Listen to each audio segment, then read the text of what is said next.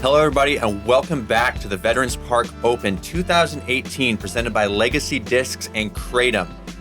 We're Crush Boys Commentary, and we have the one and only birthday boy, Alles gut zum Geburtstag, Simon. How does it feel to be 26? Thank you very much. Yeah, we're back at it, and it is still my birthday. How does it feel to be 26? It feels way closer to 30 than I want it to feel. Well, I'm still 20, so I got a long way to go. We have hole 10, par 3, 291 feet. This is an uphill, towering hyzer. You want to just kind of throw a spike hyzer as far as you can on this hole. And Simon looks to be opting for a PD2, throwing it nice and high. Looks like he may have pulled it a little bit right, but he should be right about circle's edge right there.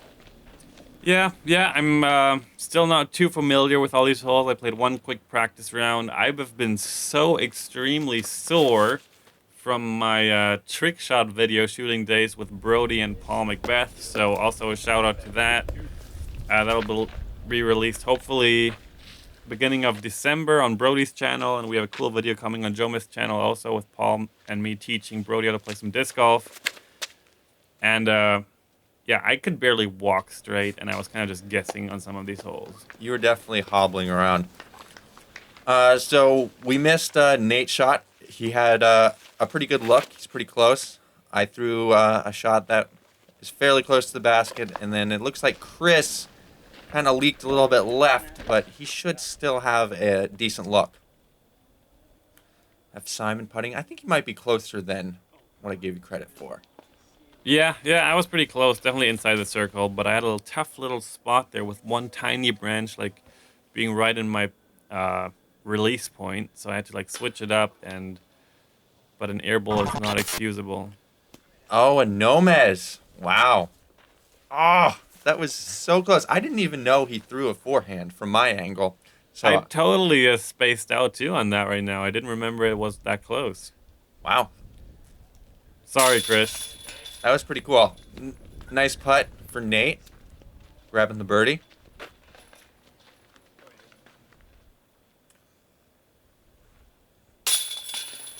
Chris topping in his par.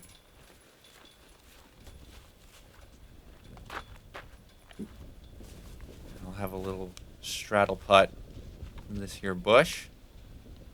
No doubts. There's a little bit of doubt right now. There's some wind blowing, and I'm not too sure. Guys, we still get really scared on short putts. Sometimes it feels like there's no chance of them going in. And then whenever you release and it's going in, you're like surprised. Exactly. Hole 11, par 3, 300 feet, slightly uphill. There's two options. You can go up this main initial gap, or if you have a good overhand, it's a really good opportunity to play that.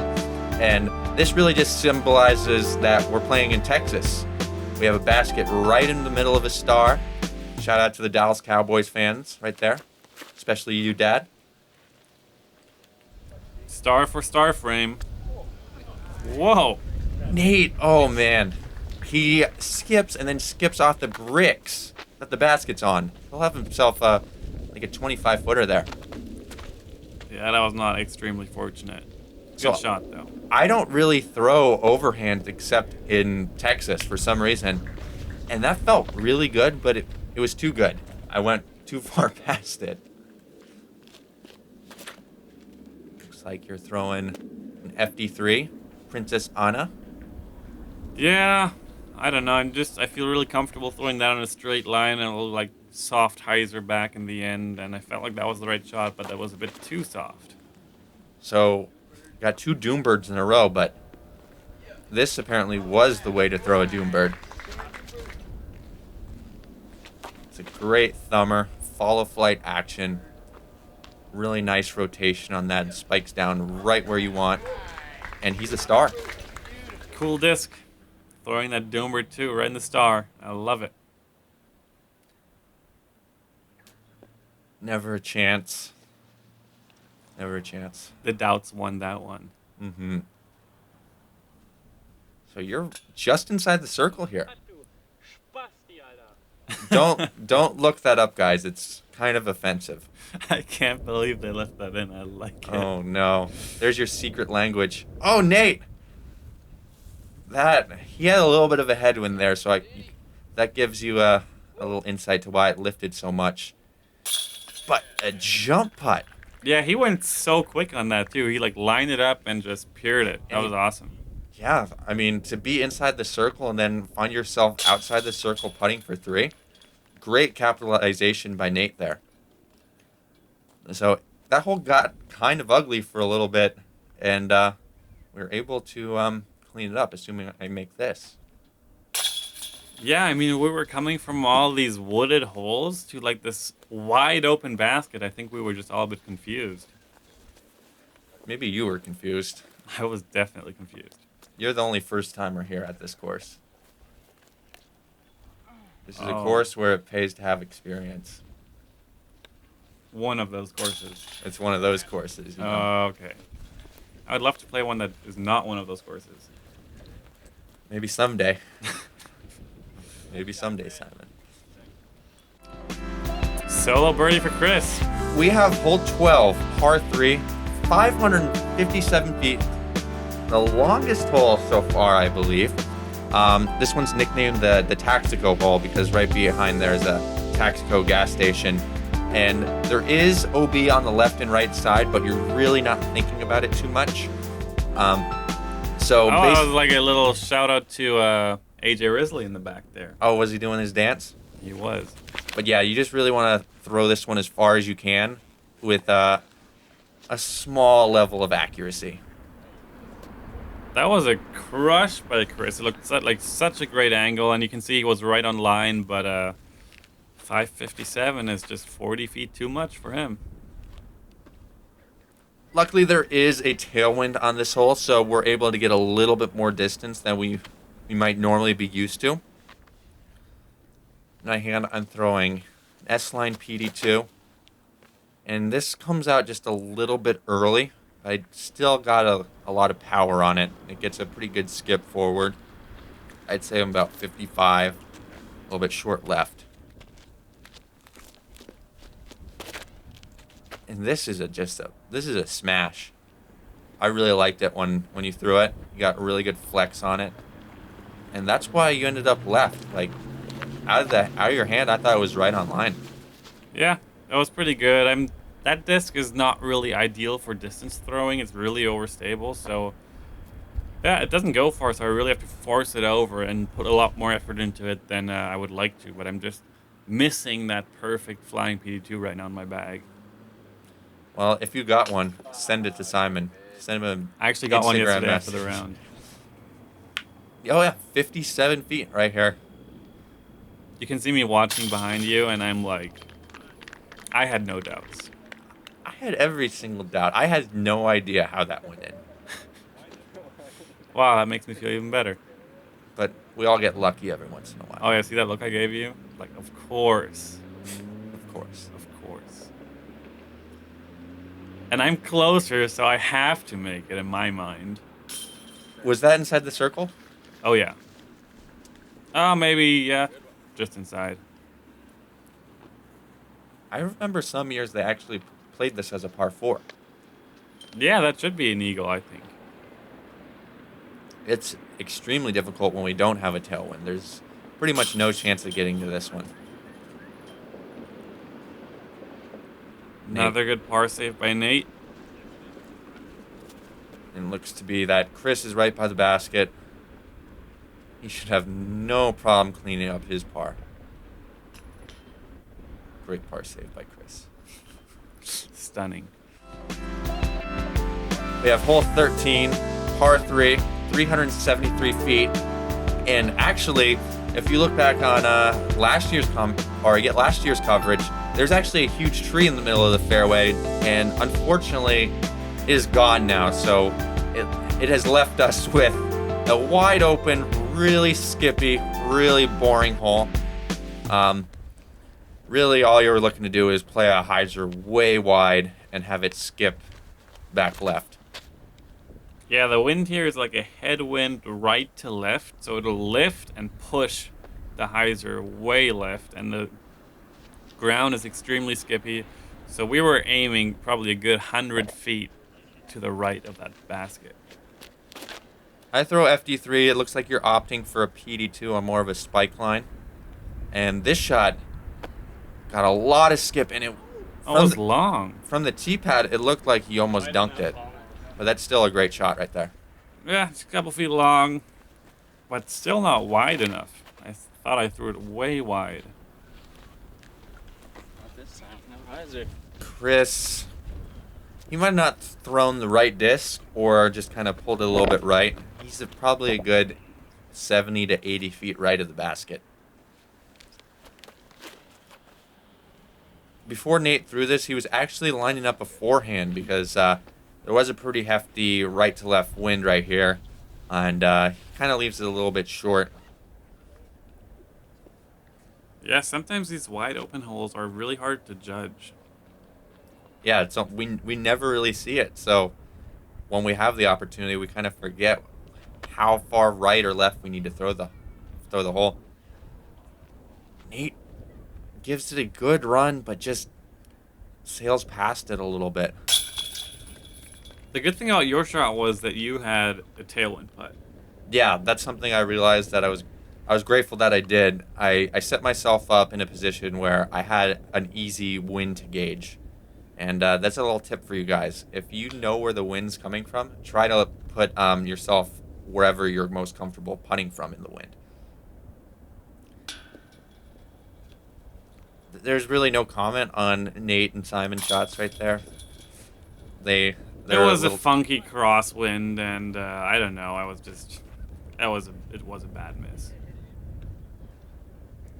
Yeah, Nate cleaning up his bogey, and it's not really what you're looking to do on a hole like that.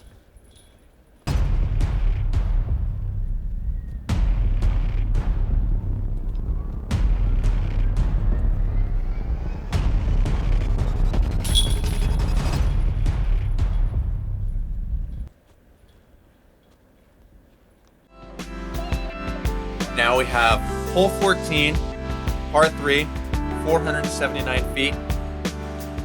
There's a few different options here. We'll see probably some rollers, or if you're feeling Hercules-like, go over the top of the trees and try to carry a shot to filter through all these kind of scrub oaks. That's what I'm trying to do here, but what you don't see is there's actually a little bit of a headwind here, and it's really not a great idea to do what I did. Yeah, I was extremely confused on why you did that, because we established in the practice round that was not a good shot. And the roller is like such a safe play. Like there's not really much that can go wrong, and it'll carry the distance way easier. But I guess we had kind of the similar result there anyway. Yeah, I think the roller is definitely the play. I'll probably do that today. Chris throwing a nice streamlined shot. Just needs some missed trees. He catches something, but he gets kind of to the opening. Yeah, that was a great shot. Playing it low and trying to just hoping to miss those trees to get a putt. Nate putting a rip on this one, and he's just carrying through all the trees and never really hitting anything. He's still a pretty good ways away from the basket, though. This headwind's really making it difficult to get towards that basket. Yeah, this is a really low separation hole. Everyone's going to get a 3. And very few 2s and probably very few 4s. Yeah, me just throwing a little approach shot with a P3X. Not really expecting too much. Simon giving a little bit more of a hunt. Yeah, I mean, I felt like I was having not the greatest round, so I was trying to make a move. Yeah, these were good shots, but they're still just a little bit far away to comfortably give a run.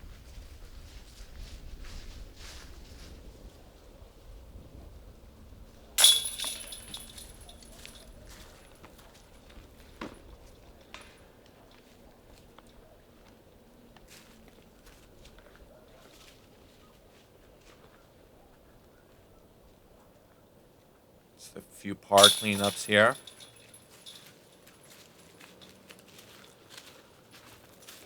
What's going through your mind at this point of the round? We only have 4 holes left to play.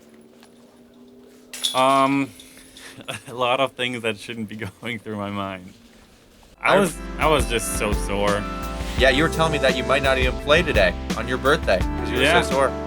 Yeah, I mean, I couldn't really feel my legs. Every step hurt. But, I mean, it's so nice out, and it's the last tournament of the year, so I'll feel better tomorrow. I feel a lot better today than I did yesterday. Well, it's your birthday. You should. This is hole 15, par 3, 220 feet. You have a lot of different options on this hole. You'll see that I'm going Grenade City, and I pull it right. I'm probably about 25 feet right there. That was a good result for a really bad shot. Well, that's the good thing with the grenade. It kind of is, yes. You can throw bad shots but still be close. And speaking of a good result with a bad shot, this was insane. Yeah, I hit the tiniest gap, and I don't know, that's one thing probably that bothers me most about our sport, is that sometimes terrible throws get rewarded and great shots get punished. It just sometimes feels unfair. I hate it when it happens to myself, and watching other players just throw bad shots and getting birdies is just sometimes frustrating. But this was a great shot that deserves to be rewarded. Yeah. Nate throwing a little touchy forehand, and he's parked. You say you're probably 28 feet there? Yeah, that was a pretty good putt. I had like a perfect gap between those trees, too. Everything about that hole was kind of lucky. Well, you got a birdie. Getting back on track. Count it. Chris, probably from a similar distance to Simon. There was a little bit of wind picking up right now. Just misses it a little bit right. I'm from about 25. 9 under. Did you feel like you were 9 under at that point? I wasn't really paying attention. I wasn't either. I had no idea what the scores were. I usually always know, but this time I really didn't.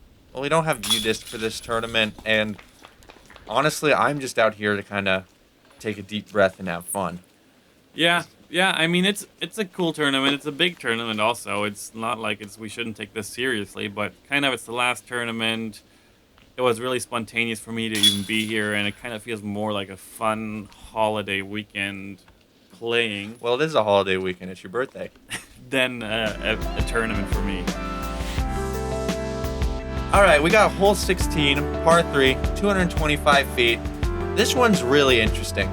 If you have a thumber, then you really should throw a thumber just because the way it barrel rolls and spikes down on the basket, it makes it a lot easier than the hole really is if you're throwing, let's say, a forehand, stall backhand shot. But we should see shots from all across the board on this.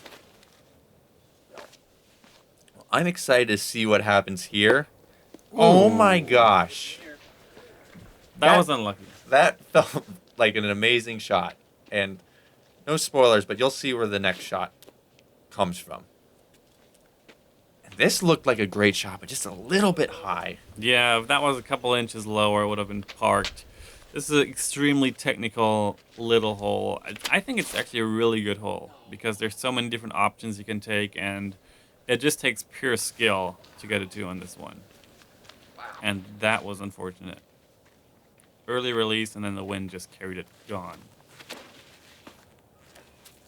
Chris opting for the thumber as well, and it looks like he gets the curl. Should have thrown the Doombird too. I don't think I could get a Doombird 2 that far on a thumber. Well, you'll never know. I thought Doombird-like discs. Okay. Oh, and Nate looks like he catches a really early tree. Kind of finds himself in the shoal. And he hits another tree. Yeah, it's pretty obvious that that right side is where you definitely don't want to be. So my shot hit right by the basket, and I really got kind of an unlucky roll deep into the stuff there. And when this was happening to Nate, I felt kind of bad for him. Yeah, this was definitely not the hole where you were like, oh, this is a scary one. I better like play safe for par. Because it doesn't really strike you as a hole where that can happen, but every hole, everything can happen. Or anything that can happen will happen. Yeah, you never know in disc golf. I was playing last week in my hometown, Boulder, Colorado, and there's a hole that's literally 120 feet. And, like, there's no doubt. You want to do it every time. I took a 7 on it. Just putting back and forth. It was a little bit windy, but it just really shows you can never take any hole for granted. Oh, nice face. Nice face. This hole number 17, par 3, 429 feet. I think this is probably my favorite hole on the course. It's really picturesque. You got a nice slight downhill. You got to play kind of a straight to turn over backhand. You got a good forehand opportunity. And I just really like how it's framed. I almost feel like this video is longer than the round. It's probably close. It's close. Chris is ripping a forehand. He gets a lot of distance, and this shot is a good probably 40, 45 feet past the basket. Yeah, casual 450 sidearm. Cool shot, missed his line a bit. He wasn't very happy, but he's still putting for birdie, and that's all we ever really ask for. I was happy with the release on this shot, but I just got it a little bit too low. Yeah, what disc was that? I'm not sure what disc that is. That's a first run PD. It's like PD sidearm? Mhm. Crazy. It's a great disc. Idiot. Oh, you did not hear that, guys. And Simon was trying to take a huge hyzer over the right side, and no one really does that, except there's legends of Nolan Grider who did that a long time ago. So Simon was kind of trying to recreate that, and he ended up going a good 100 feet past the basket. Yeah, because this hole, it looks so far. But it's a slightly downhill, and I guess it just plays shorter. So Simon should be going first. He's from a good distance away. Gives it a really great run and scares that squirrel away.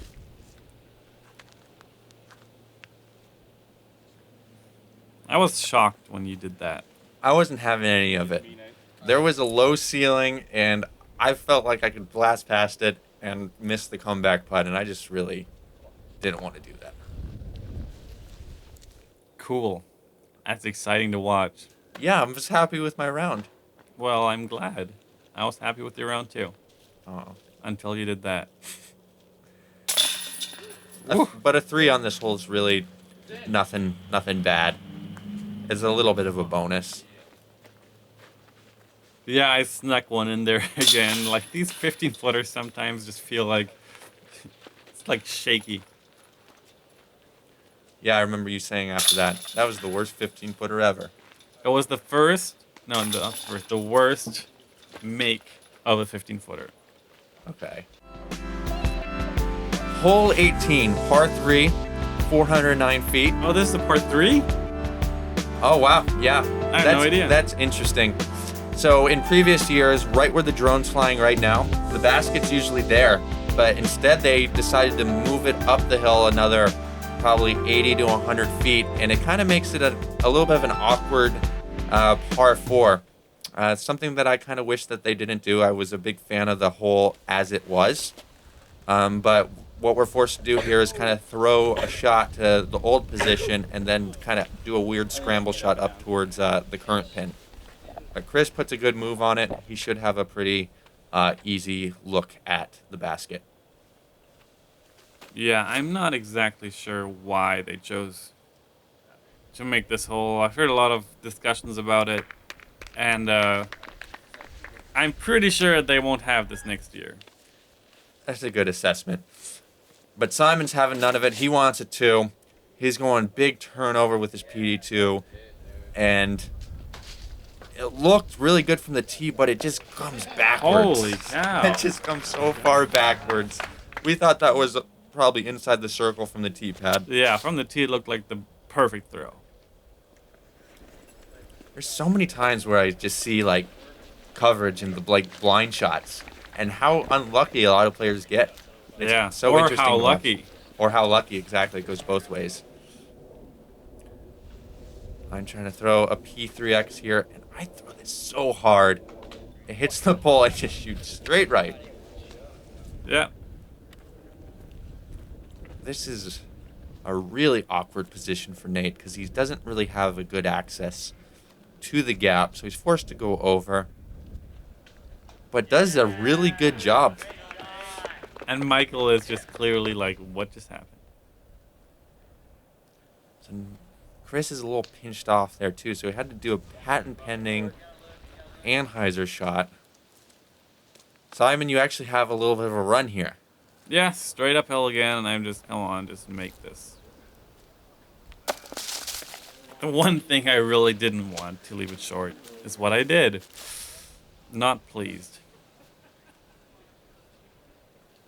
This felt like the longest 15-footer ever just because it was the last putt of the round. You don't want to end on a bad note, so there's some demons racing through your head.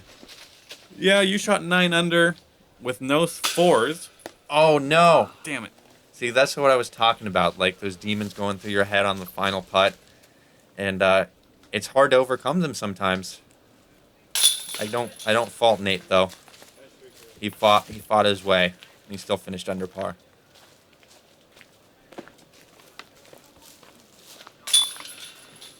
Yeah, this round felt like I was on holidays. That's good. You are. It's your birthday weekend. All right, guys. That was the first round of the 2018 Veterans Park Open. And it looks like the next card we're following is Nolan Grider, a local legend, myself, Luke Humphreys, Emerson Keith. Should be a fun next card.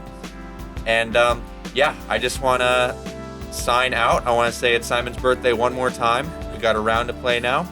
And yeah, we'll catch you on the back nine. Anything to add, Simon? Yep, tee off is in 40 minutes. And thanks for watching, guys. Subscribe. I hope you enjoy. Jomez does incredible work. And we'll be back. Keep on dreaming.